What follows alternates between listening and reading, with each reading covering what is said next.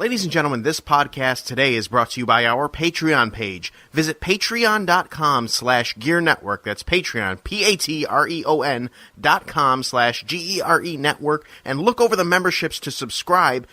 For as little as $1 a month, you could receive this podcast and every other podcast from January 1st of 2020 onward, completely commercial-free, as well as advanced releases of every podcast. If you sign up for as little as $3.50 or more, you not only get that tier, but you also get exclusive podcasts, exclusive content, including the brand new GNE podcast, Gear Network exclusive podcast, starring me, John Cimino, of course. So, again, patreon.com/Gear Network, completely commercial-free and exclusive content. Do it right now for as little as $1 a month. The following is a presentation of the Gear Radio Network.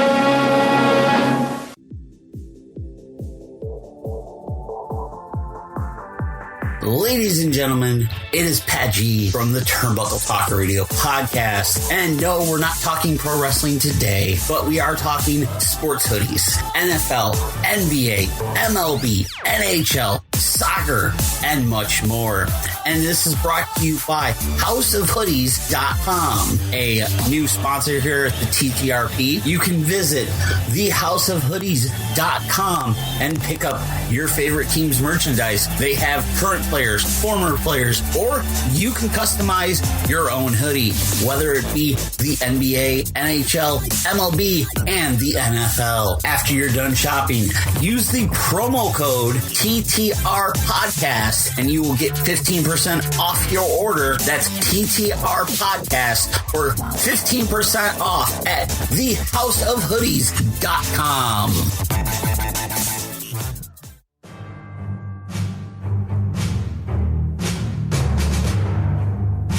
From wherever we decide studios, broadcasted live on iTunes, Spreaker, and worldwide, this is the Turnbuckle Talk Radio Podcast with your host, the producer, Pat G. The G stands for gangsta. And now kick back and get ready for the eargasms.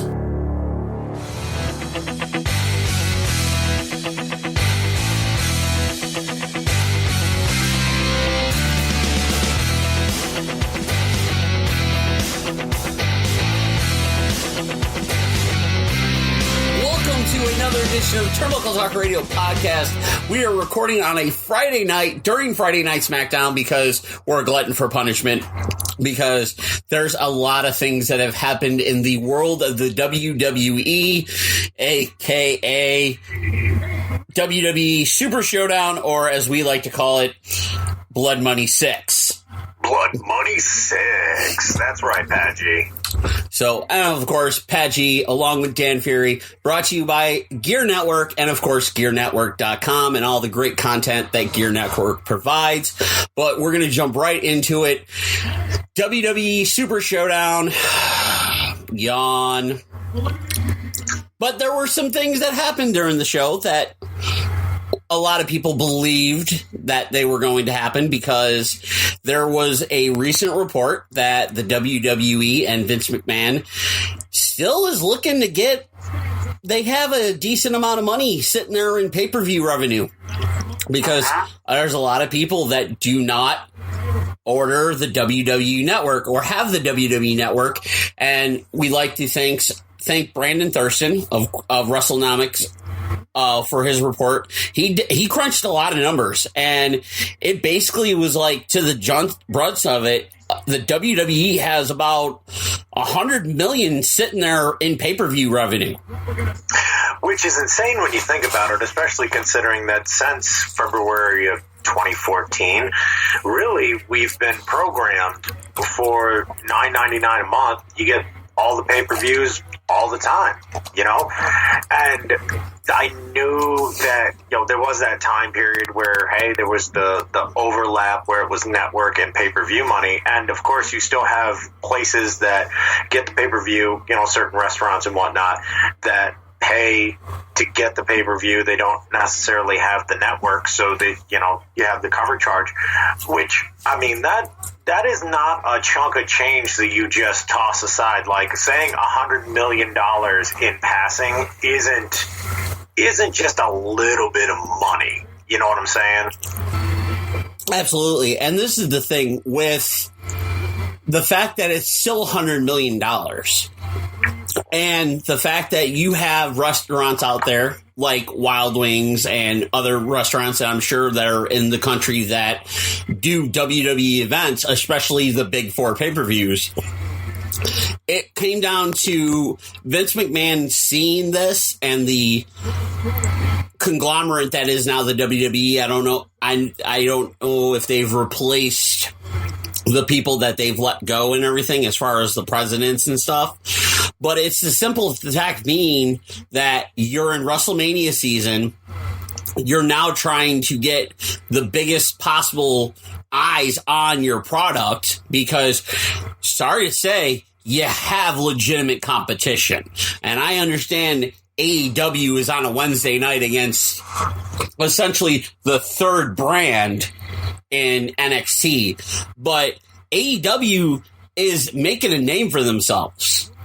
They are, and you know, Vince McMahon at one point in time used to say that, you know, all entertainment is competition for us. NFL, NHL, Major League Baseball, you know, but as far as United States wrestling promotions, I mean, even when Impact was at its, I hate to even call it apex, but even when Impact was pulling in some good numbers in the early 2010s, they still were not put dent in the machine that was WWE. No. AEW is, you know, they've ruled Wednesday nights, and even some of their quarterly hour projections and actuals are showing that they're beating some Raw and SmackDown segments. No, absolutely. And this is the thing. Something at WrestleMania season. And this is the thing is Cody Rhodes just came out and said he'd like to see AEW Revolution be their WrestleMania. It could be. I mean, it's a beginning of the year pay-per-view. I mean, All Out could pretty much be their Starrcade. Oh, yeah. And the thing is what's funny with Revolution is just look at that card. Yeah, which I know, you know, hashtag talk about it later. We were going to bring it up. Yeah. You know, right now, coming off of the heels of what I like for what I'm going to call the guttural reaction of the wrestling fandom over what happened at Saudi Blood Money 6. Vince needs to really put some time and effort into building some stories, which is something that CM Punk said on Backstage a couple weeks ago. Yeah. He misses is less pay-per-views, more time to build stories. You don't need to have these throwaway pay-per-views, you know, leading up to WrestleMania. Because if you think about it, Blood Money 6 and an Elimination Chamber are two throwaway pay-per-views on the road to WrestleMania where you could be taking and building story for months prior. And exactly. And the thing is you have, and case in point, the Raw Women's Championship. You have a story built right there and then when Shayna Baszler bit the shit out of Becky Lynch. And we all, every single person from dudes that we know in the wrestling business, Thomas Brewington, myself, yourself, you know, we, Walter Ball, we all were calling Baszler at 30, she wins the thing. Because we assumed that they were going to do the big NXT call-up rub with her. Yep. And instead, we got the swerve with Charlotte, who's going over to NXT to build up Rhea Ripley. And we still got Baszler, and we still were prepared for it, and they're doing a great build with that. But meanwhile, there seems to be... McIntyre has been a natural progression over the last several, 6 months, really 6 to 8 months, yep, to get to the spot where he's at. But then you throw some shit against the wall and just hope that it sticks. And unfortunately for some fans, when that it's those things that overshadow the Drew McIntyre build or the Shayna Baszler, Becky Lynch showdown. The fact that you have the automatic built-in feud for the Raw Women's Championship automatically with Baszler and Becky Lynch, and Shayna Baszler has to go into an elimination chamber match against 5 other women for her opportunity. Like, everybody's expecting Baszler, but because of the simple fact that WWE likes to throw wrenches in people's shit and be like, hey, we're not doing what you expect. Honestly, I wouldn't be surprised if you see Ruby Riott win it. Which, believe it or not, I've kind of, since her return, been hoping to see that. Which I wouldn't be mad at. But no, I couldn't be mad at. The only thing that I don't want to see is somebody random win it. Yeah, no offense to her, like a Sarah Logan or someone. One of these things is not like the other. Yeah, like nothing against Sarah Logan, nothing against Liv Morgan, nothing against Natalya. Natalya's career speaks for itself, okay? Yeah. But I don't see Natalya being that prime thing, especially because tomorrow night, AEW Revolution hits.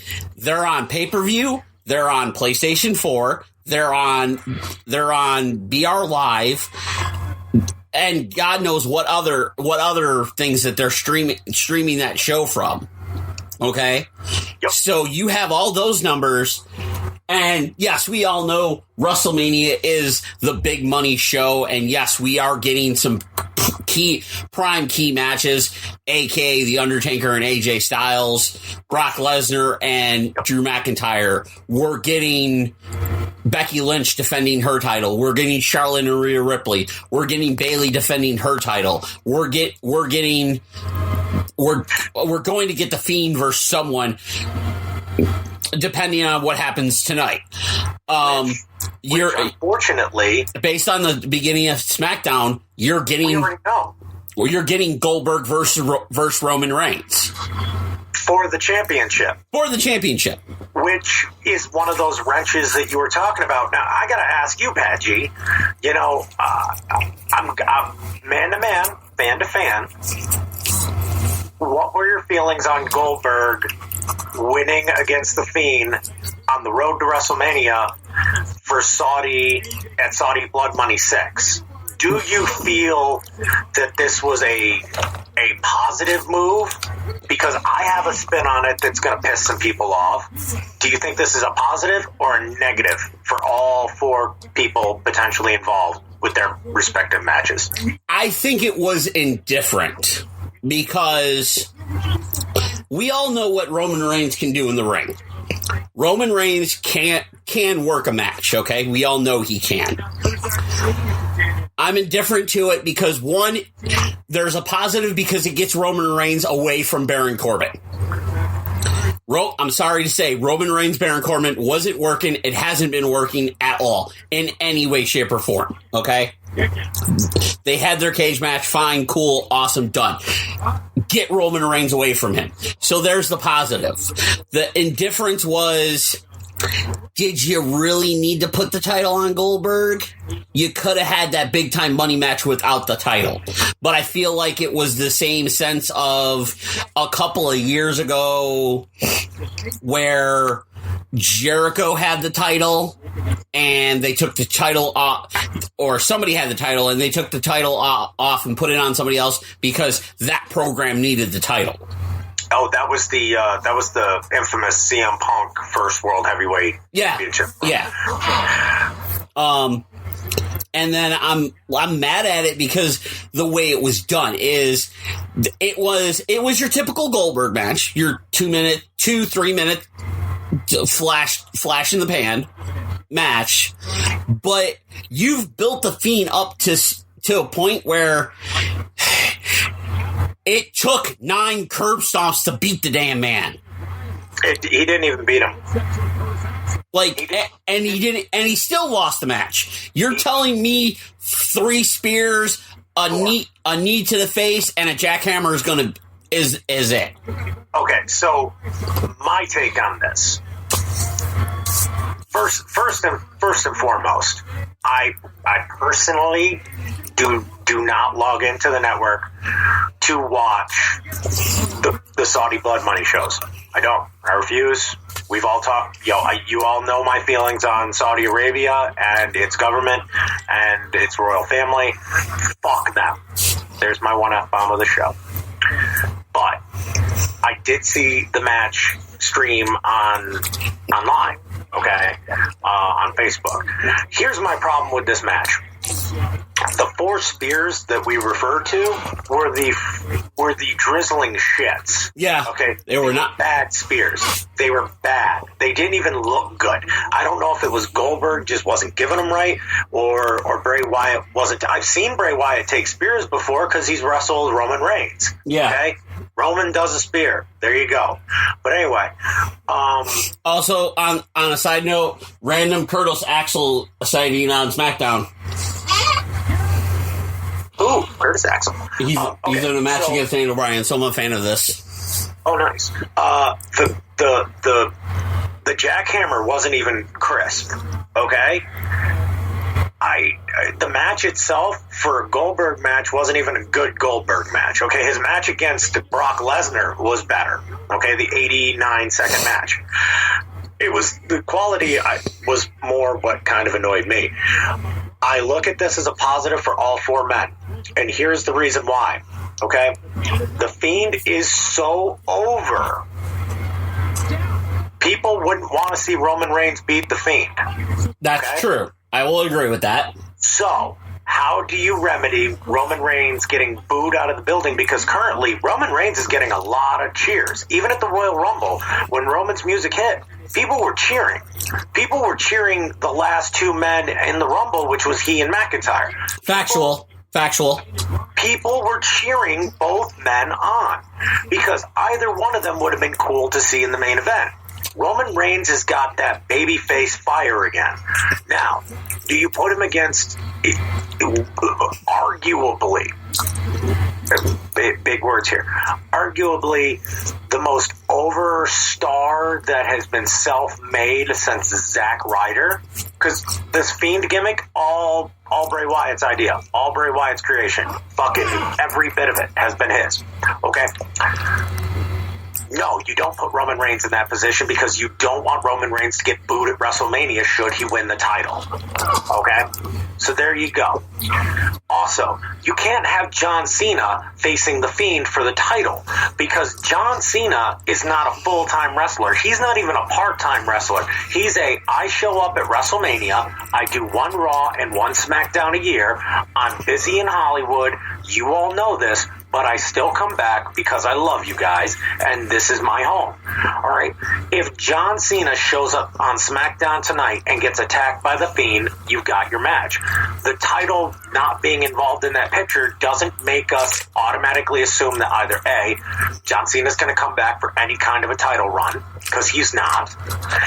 B, by them not having the title, you can just have a straight-up good fight because the Fiend character has been taking care of people who have done him wrong, and John Cena gave him his first WrestleMania loss at WrestleMania 30, and they had a great program together. So it's an already built story for them.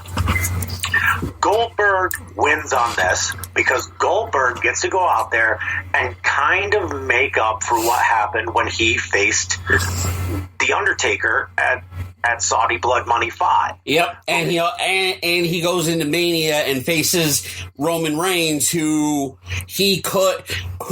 potentially he could have a decent match with more than in the same light that he did with Brock Lesnar a few years ago.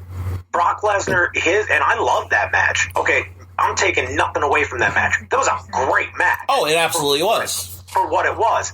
They were spearing sons of bitches through barricades. There were jackhammers, F5s. There was bodies everywhere. It was a cool match. Don't get me wrong. Really cool match. Roman Reigns could potentially have a good match. I think this is a positive for all 4 men. I think that the backlash of the internet goes back to this sense of entitlement where this is what we want, and if we don't get it, we're going to be angry. Well, guess what? When Goldberg came out tonight, they still were chanting Goldberg's name. Yes, there were some boos, but they were still chanting Goldberg's name. When Roman Reigns walked out there, the crowd popped. Guess what? Now you have everyone wanting Roman Reigns to win an Elimination Chamber, which is something you wouldn't have said 3 years ago.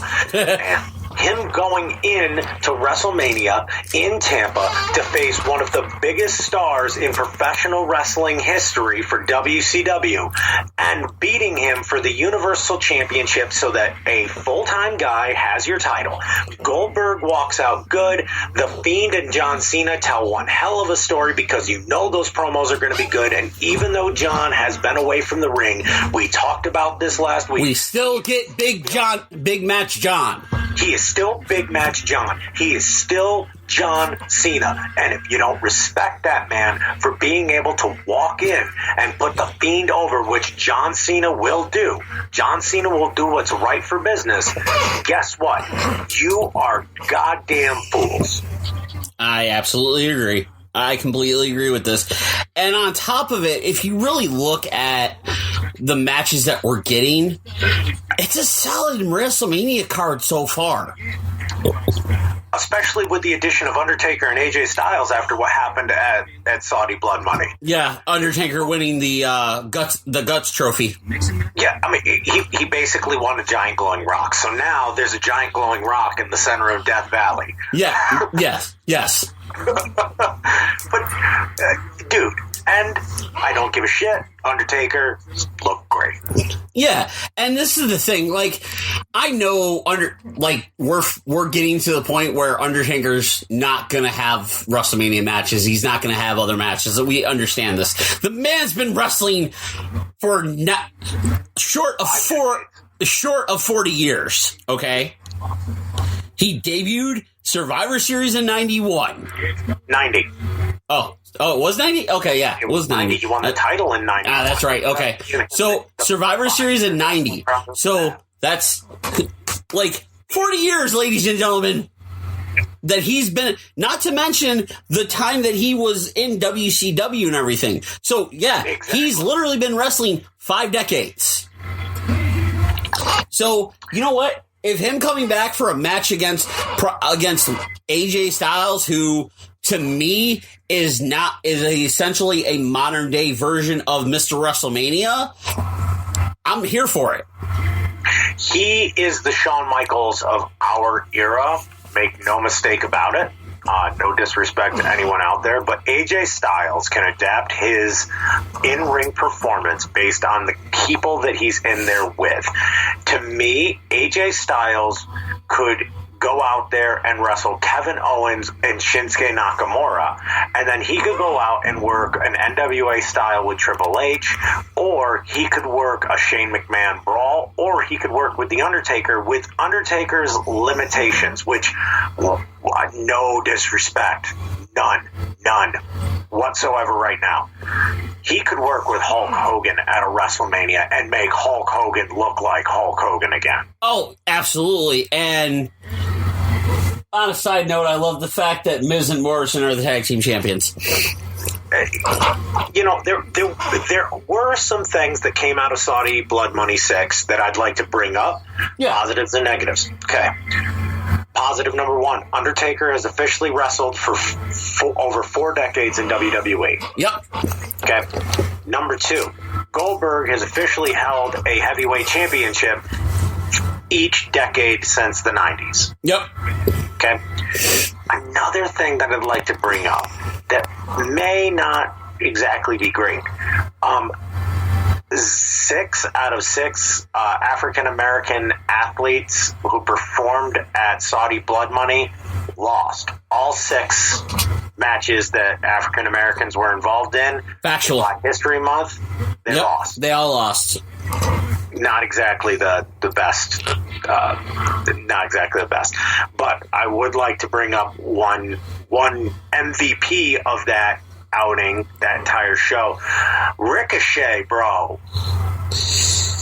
Yeah. I don't care if it was nothing more than a gorilla beating up a chihuahua. Yep. Holy crap, that boy. That. Yep. I mean, he made Lesnar look like $1 million fucking dollars. Everyone's talking about Lesnar shitting on him. No, bro. No. Ricochet went out there and made him look like... Okay, if you kicked me in the dick, Pat G, and then insert random wrestler we know, Eric Emanon, kicks me in the face and eliminates me from a match, guess what? I'm whooping the shit out of you, Pat G. And guess what? That's what he did. Exactly. And sent a message to Drew McIntyre. Now, Drew McIntyre has something to talk about on Raw on Monday. And according to Jerry Lawler, guys are starting to be allowed to do their own promos. Yep. Guys are not being super scripted anymore. They're being given bullet points on things that the creative want them to hit, but they're allowing everyone to kind of start to cut their own promos. Which is something that Dustin Rhodes said when he was released last year that he would have liked to have seen WWE do. It's like, I don't need a script. I've been doing this for X amount of years. Give me 3 bullet points and I'll go out and hit all of them and make a coherent story. And Drew McIntyre is entertaining me. Not only is Drew McIntyre entertaining me with his promos, because like when he mentioned that Suplex City was in the middle of Claymore country and he goes, it says it on the shirt. You know what I wanted to do? Well, by God, I wanted to buy your shirt. Yep. This gives him one more bullet point to bring up. Like, I'm not Ricochet. No disrespect to Ricochet, but you're not going to throw me around like that. ... at WrestleMania. Like, it's there were some positives that came out of it. I think that Punk is right, though. We need to scale back. I mean, I don't know what your thoughts are. I could do with less pay-per-views and more story building. To be honest, because I've been rereading the Nitro book. Because it's like, I've been rereading it, like, I got the paper book copy or whatever, but now I have the digital copy because the Amazon Kindle had it on like sale for like $10. So I was like, you know what? I'm going to buy it.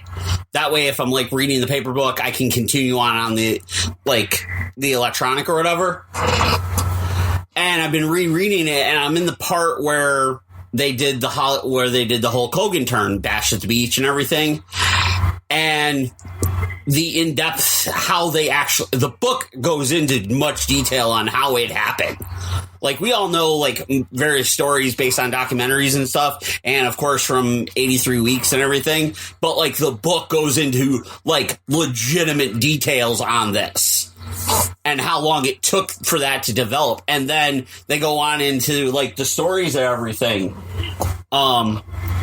It's one of them things of WWE, like, they can tell stories when they want to tell stories. Hell, they did it a few years ago with The Rock and John Cena. They did a WrestleMania main event build for 1 year. And they've done builds with Brock Lesnar where all it is Paul Heyman cutting promos. Lesnar's not even there. So obviously you have the ability to tell stories. So yeah, would I like to see some of the pay-per-views get cut out? Elimination Chamber, Hell in the Cell, 1 or 2 other pay-per-views, and go to 8 pay-per-views a year? Absolutely, because then it forces you to make stories. And if you really want to, you have ownership of it. You use Clash of the Champions as like WCW used to do, as kind of like that in between pay-per-view type event. They have the ownership to Starrcade and Clash of the Champions. So Pat G, preach. In between your Royal Rumble and your WrestleMania, instead of having Elimination Chamber, Super Showdown, this or whatever, you Rumble's in January, Mania's in April. All right, so the end of February, beginning of March, you do a Starrcade or a Clash of Champions or a live event on the network. I got one even better. Ready for this? Saturday night main event. Yeah. Live on the network. Yeah. So, because that's the if you go back to 2006, they premiered that again on NBC in the build for WrestleMania. Yeah. Okay. And even better than that, the most infamous Saturday night's main event build for WrestleMania, Andre and Hogan. With Hulk Hogan. Yep. Bro. Come on. I mean, I'm with you on this. Like, I'm 100% back in your play on this one. And then look at it. You have Royal Rumble in January. Mania's in April. Okay? You do a Saturday night main event or a Clash of Champions in between those two. All right, cool. You have a pay-per-view 5 weeks after Mania, aka like they used to, No Mercy or No Way Out or whatever, the revenge pay-per-view essentially. There's three. All right. But you do a Saturday night main event in the build up to SummerSlam. Say 4 weeks before SummerSlam, that's kind of where your midway point. Boom. SummerSlam is August. All right, cool. You do SummerSlam. September, you run a pay-per-view. You run a pay-per-view. And then, or hell, you run a pay-per-view in October and make it kind of big, aka like in the same sense of a Halloween Havoc. And then in December, you run like in between that Christmas New Year's time or whatever, you run like a Saturday night main event type deal leading up to the Rumble. Now you're down to 6 pay-per-views a year with 3 to 4 Saturday night main events and or like Clash of Champions style shows. And it also does something that I've been talking about for a few years now. Elimination Chamber was once every couple years. Yep. And it was used when it absolutely had to be. When you had various people in the running for the heavyweight championship. Yeah, or you threw the heavyweight champion in there and it just built him up even more. Yep. Okay. The Hell in a Cell. At one point, that replaced the cage match as the end all be all finale to a feud. TLC. Yep. Okay. To me, those 3 matches do not need to be pay-per-views. No, okay. Not at all. Because to me, especially with like TLC, okay, you're trying to figure out new and inventive ways of making it bigger. And the unfortunate part about it is it's like the Attitude Era did so much of that. And in recent years, there's been so much. I mean, I go back to the Unforgiven TLC match in 2006 with John Cena and Edge, and it's like, Jesus Christ! Like, to me, you'll never top that TLC match. No, between 2 guys that wanted a title, like that was beautifully orchestrated between those 2 men. I can understand why John Cena would refer to Edge as the Einstein of pro wrestling after putting together that beautiful. Oh, absolutely. Not to mention, that's another match that we get at WrestleMania is Edge versus Randy Orton, and the amazing storytelling that Randy Orton is doing by himself. Ladies and gentlemen, he has managed to make us want broken Matt Hardy back on TV. He managed to look like a slithery asshole the other night on Raw. Okay. And Edge is coming back to give his medical update, air quotes, this upcoming week Well, Beth Phoenix is giving his medical update, which means that I'm making a very bold prediction. That's a bold prediction, Cotton. Oh my God. My bold prediction is Randy Orton is going to pull out the punt kick on Beth Phoenix. Oh my God. Because I saw it on Twitter. One of my friends on Twitter said after he took out Matt Hardy the first time, he's like, in this storyline, Randy Orton has to bring back the punt kick. How much hate would there be if Randy Orton punt kicked Beth Phoenix? Randy Orton is so good at getting heat. If he punt kicked her and then kissed her like he did with Stephanie McMahon. Oh, Jesus. Oh, my God. Every guy in that audience at WrestleMania will be like, is Edge going to kill Randy Orton tonight? Because if so, I'm down for it. I love how you read what I was saying, and it's just like, here, we're gonna add the layer of frosting right there on this cake. Oh my God! And Beth Phoenix is just such a beast in every positive way. Oh, exactly. She'd go for it. She'd be like, yeah, kick me in the head. She would because Beth Phoenix knows what a good story is. You need to with Edge. And I mean, all this has been a great WrestleMania talk, and we still have another pay-per-view to talk about. Yeah.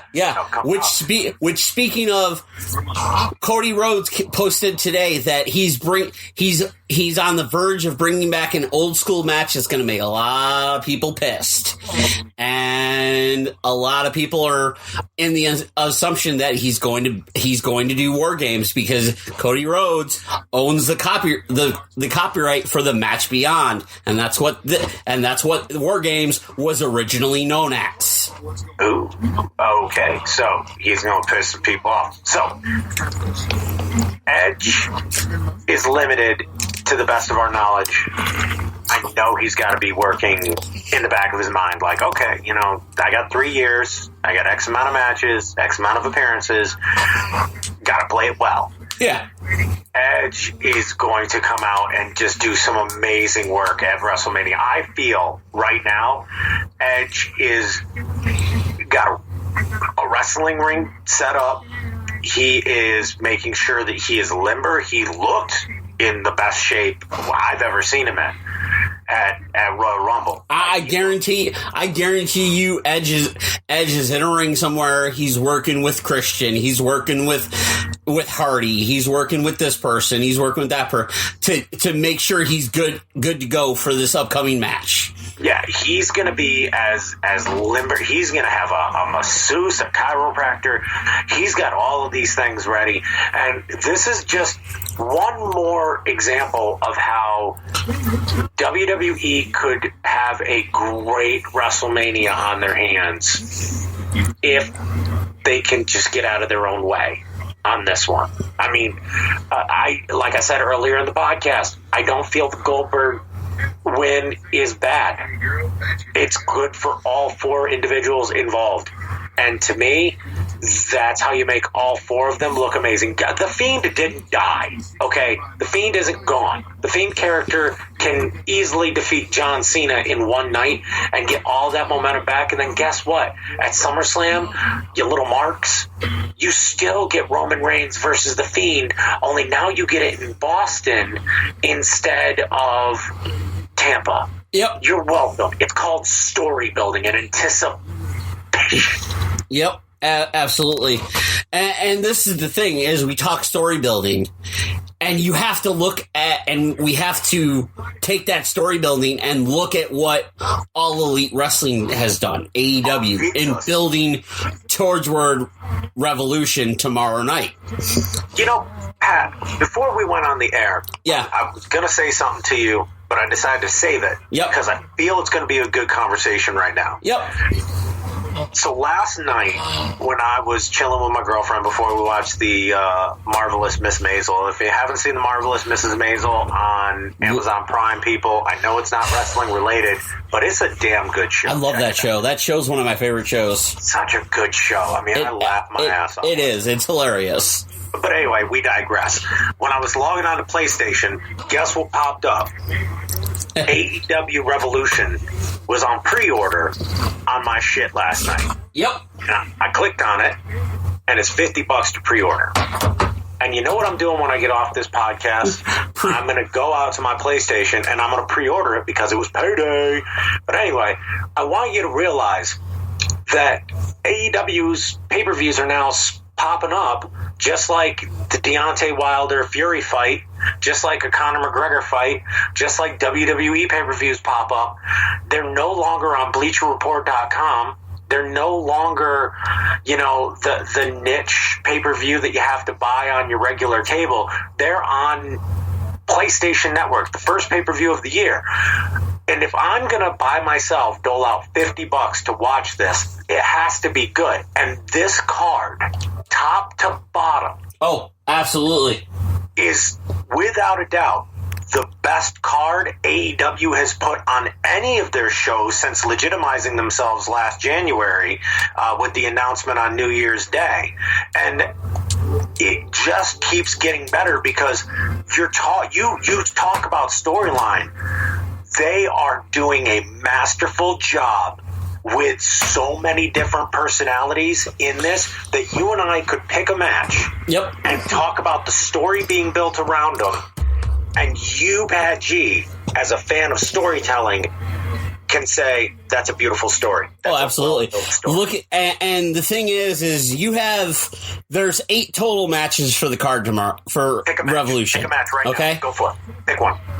SoCal Uncensored versus the Dark Order. Okay. Let's talk about it.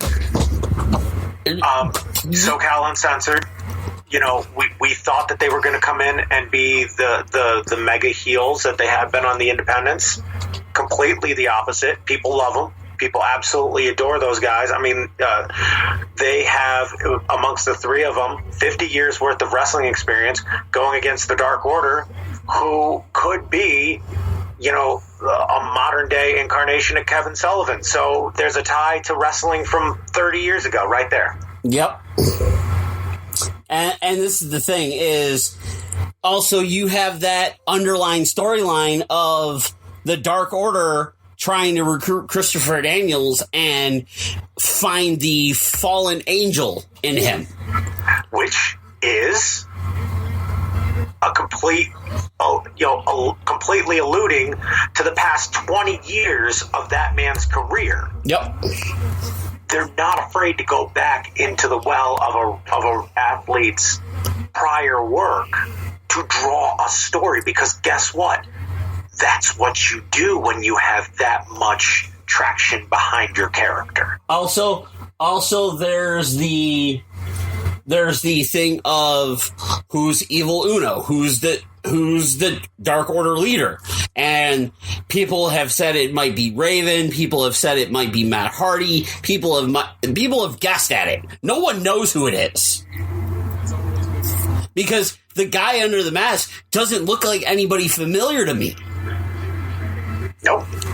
Like, honestly, if it wasn't somebody that we don't already know, and it's somebody new that we've never heard of, or is someone that has been on the independents that only the Young Bucks, Cody, Omega know of, and for the hardcore wrestling fans we know of, I'd be totally fine with that.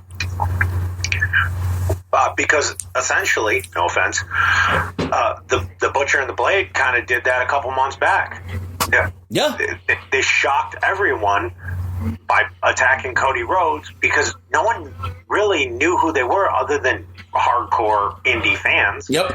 And even then, some of them were like, "Is that no? Yeah, yeah, you." And then you also, with this also card, you have the man that is over like everything, Orange Cassidy, taking on Pac. I was hoping you were going to say this match because I have a thought. Okay. What is your thought? And it has to do with the main event. Interesting. Everyone expects Moxley to be the one to beat Chris Jericho for the title. Okay. Orange Cassidy is your next AEW champion. Wow. And I can tell you why. Okay. Orange Cassidy, up to this point, what has he done? His biggest moves are lifting his hands up, putting them in his pockets, doing kicks, diving through the rope, standing up, walking back into the ring, and looking at the camera like, man, bitch, I make this look good. That's what he exudes. And to me, tomorrow night's match with Pac at Revolution is going to show the Orange Cassidy that can bust his ass as a professional wrestler, so that in your mind you can say with no shadow of a doubt, that's the guy that could beat Chris Jericho, the Painmaker, the Alpha, El Champion, for the AEW Heavyweight Championship of the world. I like it. I'm a fan. You also have a match that I'm looking forward to, and two very powerful women. The champion, Nyla Rose, defending the AEW Women's Championship against Chris Statlander. Ooh, I mean, so when Nyla Rose won the title in Austin, Texas, a few weeks back, there was a shift in the evolution of women in professional wrestling. Oh, absolutely. And I think that match, first off, she's been prime time for years. Now that she's on prime time, she's just showing that she is the beast, the native beast. And the cool part about it is that they're booking her the right way. Now, what happens when you have two similar styles of women's wrestling going against each other? What you get is one hell of a women's championship match on the first pay-per-view of the year. And more importantly than that, this gives her an opportunity to defend her title on a pay-per-view and show the world that all of the ink, all of the press, all of the clickbait articles about Nyla Rose are quite frankly secondary to her in-ring ability. And complete bullshit. And all of those are complete bullshit. Her in-ring ability got her to the dance. Her talent is undeniable. Oh, absolutely. The next match that I'm definitely looking forward to, Darby Allin versus Sammy Guevara. Oh. Can we talk about that promo? Can we please, for 5 seconds, talk about the fact that Darby Allin had that crowd in the palm of his hand with cue cards? Yep. Darby Allin already has history with Le Champion in one of the best matches that AEW Dynamite has had so far. Oh, absolutely. And he did it with his hands taped behind his back. First off. Secondly, John Cena got a haircut. Oh, did he do the buzz cut? No, his hair's still long, but it looks like he got a haircut because he's got his hat on. I gotta wait till he takes his hat off. Is it a new shirt? No, it's still the lime green shirt. Oh, come on, John. Sell some merch. Okay. But for me, in going into this match, I think that Sammy is going to show. I think both of these guys are going to take to the air. And they're going to make it look flawless. This is going to be a cruiserweight caliber match, and this is huge for me to say this. This is going to be like Ray and Eddie level good. Yeah. If done right. Oh, absolutely. I completely agree with this. And the thing is another match that has been building story-wise is we finally get to see the in-ring debut of Jake Hager versus Dustin Rhodes. The big surprise on AEW Dynamite first episode was, Jake Hager showing up, and they have done a great job of making him the muscle for Chris Jericho. They have used him when it's necessary to use him. Yep. And the fact that Dustin is going to be his first pay-per-view match at AEW. But let's go back to Dustin's storytelling with his promo, calling him Jericho's bitch. Yep. And saying, are you actually going to earn a paycheck here? And you just kind of sit there and you're like, God damn, dude, like, dial it back a bit. You're stomping this man's puppy. And then you realize the brilliance of Dustin's promos to be able to get you to be like, yeah, bitch, why aren't you wrestling? Like, they pay your bills. You got health care. Do this shit. And, like, you get into it and you're like, yeah, I want to see Hager wrestle. Oh, absolutely. You're like, I never would have said that about Jack Swagger. No, not at all. The interesting now we get to the meat and potatoes of the storytelling that's within AEW. The Elite. Oh, Kenny Omega, Hangman Adam Page, and the Young Bucks vying for the AEW Tag Team Championships. So the four men that are known, 4 of the 5 men that are known as the Elite in a match facing each other. With the storyline being that Adam Page is is he part of them? Is he not? What's he gonna do? Type deal. You know, and let's look at this. Okay, from a promo. First off, I love that they did the JR Hardy Boys, Edge and Christian style promo where they were going back and forth. Yes. Okay. I don't think that the Bucks get the credit that they deserve for being as good on the mic as they are. Okay. And the reason I say this is Hangman was he got the opportunity to wrestle for the AEW Championship. Okay, at All Out. Mm-hmm. If I'm not mistaken. All Out, yeah. No? Double or Nothing? I can't remember anymore. No. It was All Out. Yeah, it was All Out. Sorry, yeah, because Double or Nothing was the Alpha Omega 2. So, yep. All right. Fans, don't yell at me. I had a pop brownie. My brain is firing on all cylinders as best as humanly possible. But I continue. So. Oh, shit, John Cena pointing to the sign. Oh, John Cena's pointing to the sign and the Fiend arrives. Oh, man. Oh, no, never mind. He wasn't pointing to the sign. He was holding the microphone out for the crowd to cheer. Oh, okay. And they're cheering John Cena. Yes. Yay, everyone's winning. So, I'm right again. Anyway, the Bucks ripping Hangman apart, being like, you were mediocre in Ring of Honor. You came to the Bullet Club. We made you a star. Kind of, you've dropped the ball. Like, you could have been the first AEW champion, but you lost to Jericho. Like, you're not that good. Yeah. And kind of showing that of the 5 men that are the Elite, that Hangman is kind of the weak link. And really, the argument can be made that, well, I mean, you guys are supposed to be the Young Bucks, and they kind of said this in the promo, like, you guys are supposed to be the best tag team in the world. You should be holding these belts. Like, you haven't lived up to your hype either. Which, to me, is like, I always like infighting within a group, you know, whenever the Horsemen would do it or whatnot.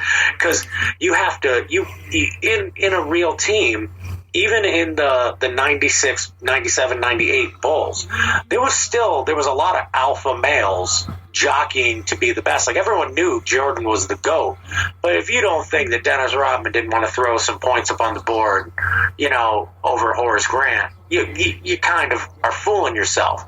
But to me, in this picture, it paints an interesting future setup for stories, because Hangman could go rogue from the Elite and it would be believable.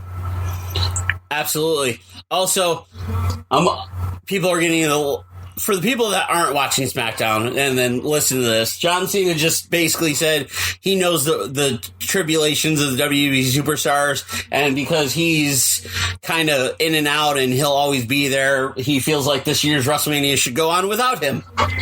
Oh. And he says the WrestleMania spot should be earned and not demanded. Good for him. And hence why it should go on without John Cena. Oh. And the Fiend attacks. I'm waiting for it. Yeah, so am I. We need you, John Cena. Anyway, and then we have yet another masterful storyteller. Yep. And finally, Cody, the American Nightmare, gets his hands on Maxwell Jacob Friedman, MJF. Oh, my Lord. This has been months of great work, because you kind of thought that MJF was going to be like tight with Cody. Yep. Until Cody's match against Le Champion. And then Le Champion, you had the towel thrown in, and then MJF does the dick kick of doom, and we're off to the races with one of the most hateable guys in the company, a true heel. Oh, absolutely. A true heel. He's not going out there to get cheered. He wants you to hate him. He wants you to despise his existence. He hopes that you spit venom in his face. And Cody has given such care to how he's presented himself in All Elite Wrestling. Not so much like he was with the Bullet Club, but even the promos that he did with Jericho, where it's like, Cowboy Bill Watts and Dad and, all of these guys, they were the bookers, but they also were the champions, and they took flack for it, and their titles always had asterisks. Well, if I lose this match, I'm never going to, contend for the championship. It's like, that made you feel even worse when he lost the match, and then this little prick is just a thorn in his side. And for them to finally have a go of it at Revolution, I mean, this has all the potential of being the match of the night based on the two guys that you have going out there and the story that they have built for us and are handing us. Oh, absolutely. And John Cena finishes his promo, goes up the ramp, and lights go out, and there's who we were waiting for. But the thing is with Cody Rhodes and MJF, you have to look at the storytelling. Like, that, the 10 lashings. Oh, the Fiend is pointing to the sign now. Okay. There we go. Fiend versus John Cena. The 10 lashings and how emotional that got for everyone. It literally, to be honest, that led to the basically ending of Brandy Rhodes doing the Nightmare Collective storyline. The way that they did that, Cody is known for watching old stuff, right? Yeah, absolutely. And wrestlers have talked about Cody will just have his iPad out and he'll just be going through old stuff on the network or whatnot, YouTube, trying to find ideas. The original 10 lashings that we all think of or were thinking of prior to this were the Tommy Dreamer Sandman lashings, where a woman was involved, kind of mocking him, and with the Singapore cane. Yeah. This overshadowed it, and it's because Cody is a student of the game, and Cody is such a fan of the sport that he's willing to take those risks with older material, refresh them, and put them out right now. And he involved everyone. That was the best part about that. Like you mentioned Brandy's part in this, and I mean, it's been amazing the way that she's. You had Arn, you had Dustin, you had the Young Bucks. He built this moment up so that after the 10 lashings, now more than ever, we want to see Cody get his hands on this little prick. Yep, and then he had to go through the cage match with Wardlow, and it was Wardlow's first ever match in AEW, and it was the cage match, and that was a hell of a match. what a way to start your career with a company. Like, you're in the main event. This is your first match with us. We're essentially putting you in with the face of our company. Oh, and this is one of the most integral stories that we have going on right now, and you're now thrust into it. And, at least for one moment, we got some retribution where Arn Anderson tossed MJF over the barricade. I'm just like, yeah, he's still the enforcer. Absolutely. And this is the thing. And then this all leads up to the AEW Championship. Le Champion Chris Jericho defending against Jon Moxley. Oh, one more thing. We got to talk about the fact that Downstate is going to be playing Kingdom for Cody Rhodes going out to the ring. Oh, yeah, that is right. I forgot about that. They're going to be performing, which is pretty damn cool if you think about it, because, whenever you put that big element of a live performance for someone's entrance, it's like that, Triple H, Mysterio, John Cena, whenever you give a live performance by a group or artists for your theme music, it just gives it that big sense of brand. Lizzie Hale playing out Ember Moon. Yeah, I mean, Nita Strauss a couple years ago at WrestleMania, making her guitar scream for Shinsuke Nakamura. It's like that gives you that oomph, you know what I mean? So for me, that's pretty cool for Cody. But yeah, let's go to the main event. You honestly, I mean, this is big. This is huge. It's essentially the storytelling that these two men have done. And the thing is, of course, wrestling fans know who Chris Jericho is. Chris Jericho has been wrestling for 4 decades now, if not longer. Jon Moxley, everybody knows him from his independent days, his CZW days, his days in the WWE as Dean Ambrose, and now the Jon Moxley character that we know today. They've taken neither men are the men that they were in WWE. They're completely different people. Yeah. And they've used that to their ability. The fact that they've been able to change their characters and alter their characters to what they need them to be and build the storyline up the way that they have. Chris Jericho offering the hand of friendship, basically partnership to Jon Moxley to join the inner circle and basically run AEW, and Jon Moxley kind of doing the and baiting them in. It was fantastic. Getting the car keys and drinking the bubbly and then all of a sudden just out of nowhere attacking everyone and taking off with the keys. It was fantastic. That whole thing was fantastic. And then the group effort, like with Moxley and Jericho taking the spike off his jacket and hitting Moxley in the eye. And then Moxley wearing the eye patch everywhere he went. Yeah, I mean, we could do a character study of these two men post WWE contract. Okay. A couple years ago, we had the dream match, Alpha versus Omega, in the Tokyo Dome.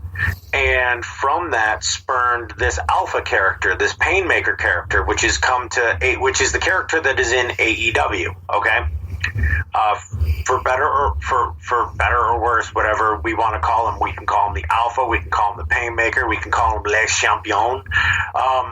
He, being Chris Jericho, has always reinvented himself, but he's reinvented himself into this transcending person where a cruise ship full of people is singing his goddamn entrance music. Yeah.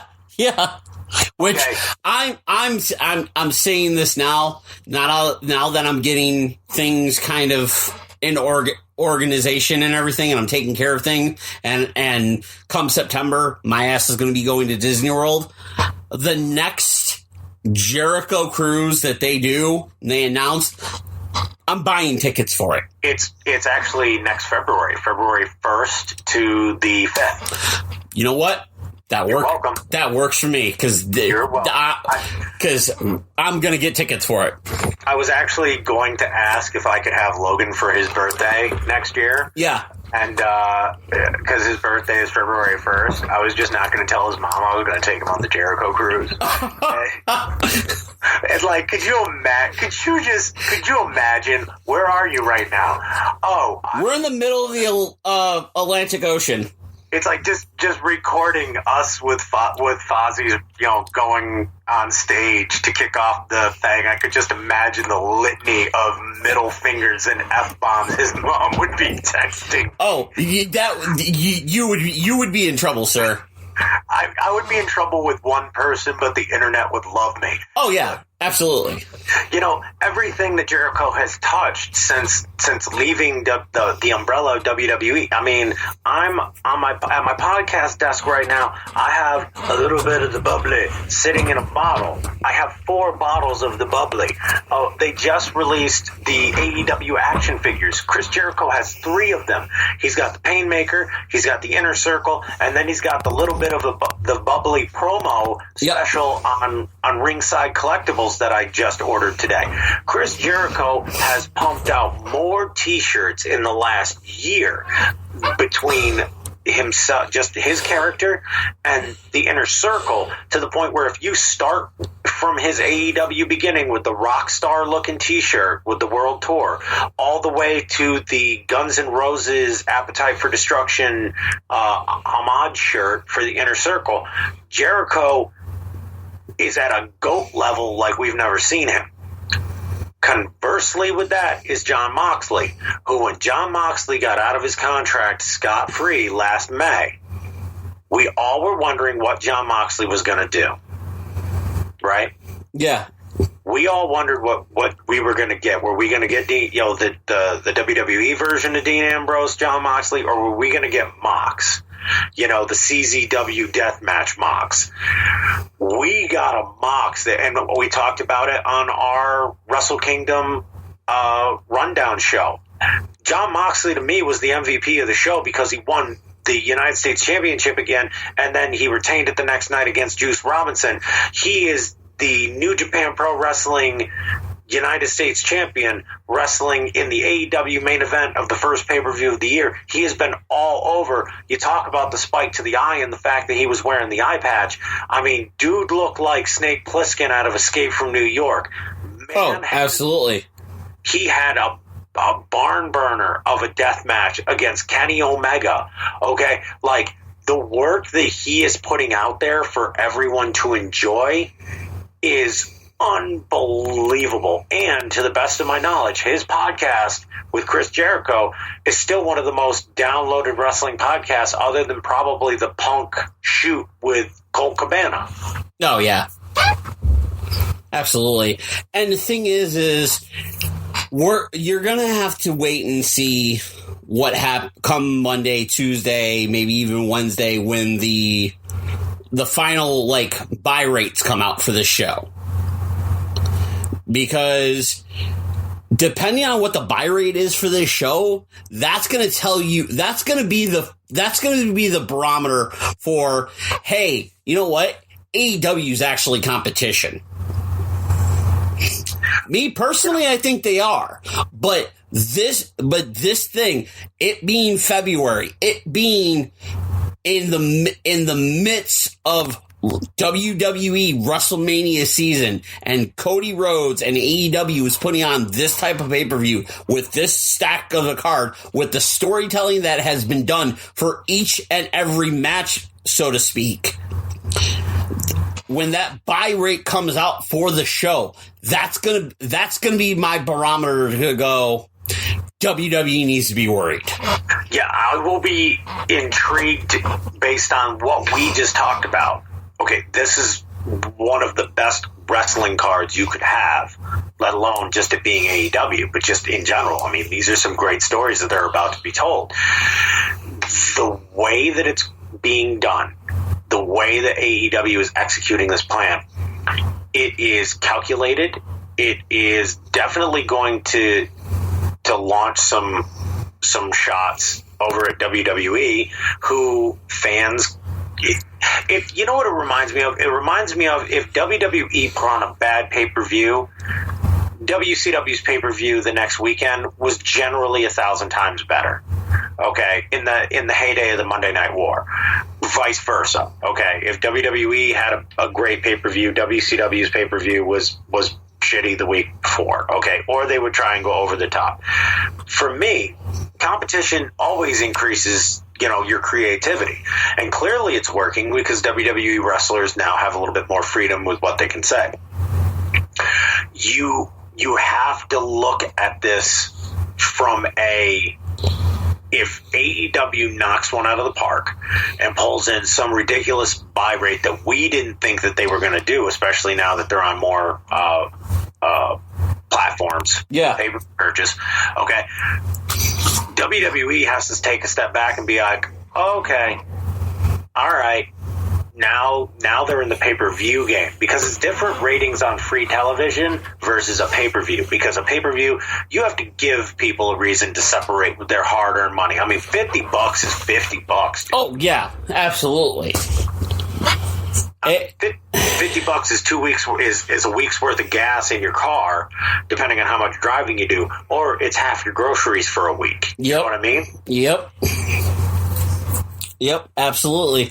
It's one of them things of I'm gonna pre-order. Like, I'm gonna be like you. I'm gonna pre-order it as soon as we're done with the podcast, and I might invite some people over and kind of make an event out of it, see who's around and whatnot, and be like, hey, I already pre-ordered this. You guys want to watch it? Come over here. Like order food, whatever, hang out with people and watch it up. Or I just may chill out on the couch and be like, nope, I'm by myself. I'm going to order pizza and wings and watch this and enjoy it in peace. Hell yeah. I mean, that's what we used to do back in the day.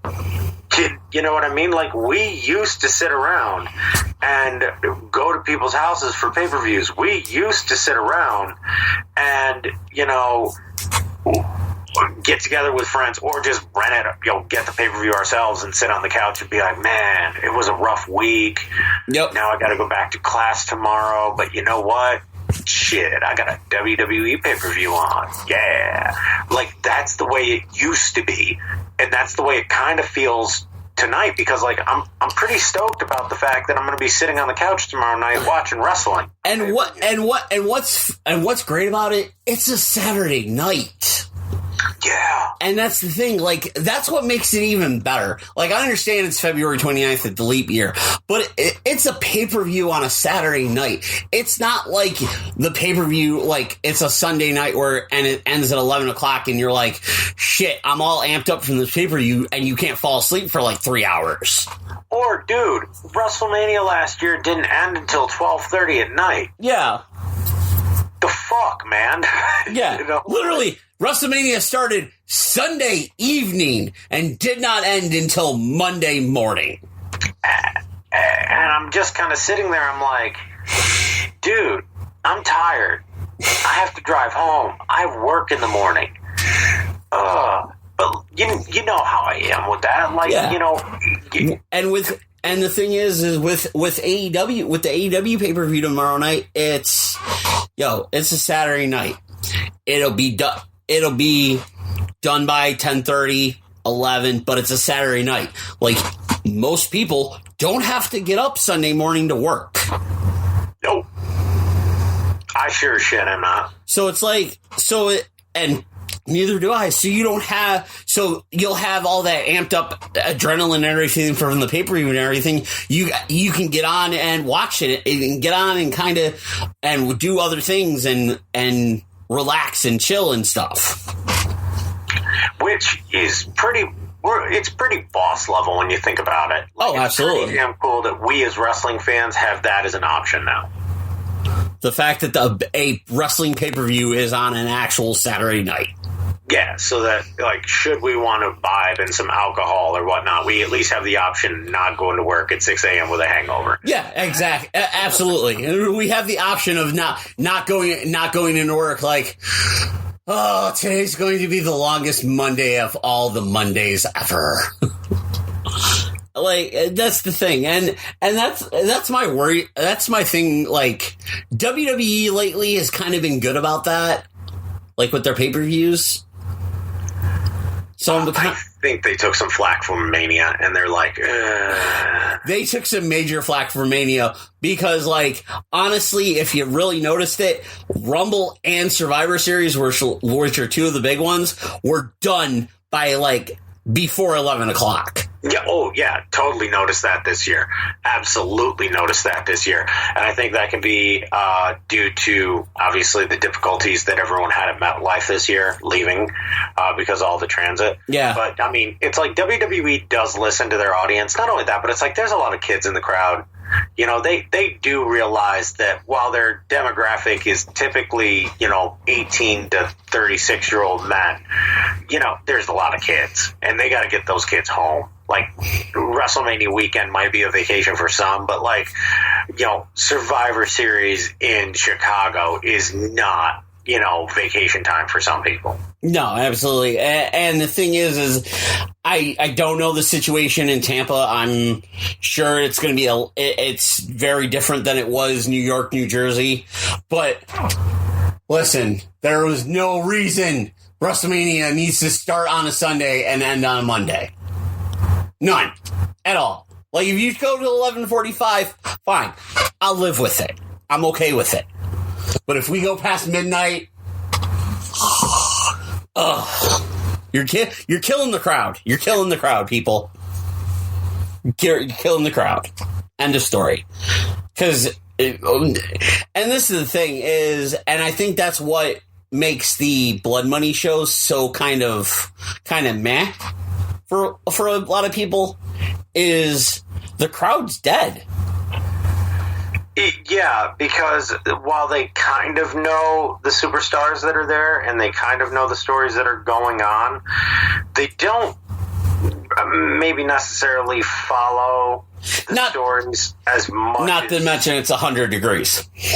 Yeah, it's hot as balls in Saudi Arabia. People, if you've never been to the Middle East, it doesn't matter what time of day it is. It's hot as balls.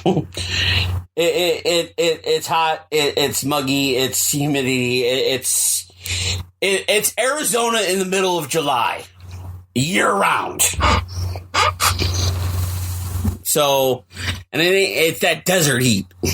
So it's just hot. But that's going to do it for us. We're going to wrap it up here. For Dan Fury, I'm Pat G. This has been Turnbuckle Talk Radio Podcast.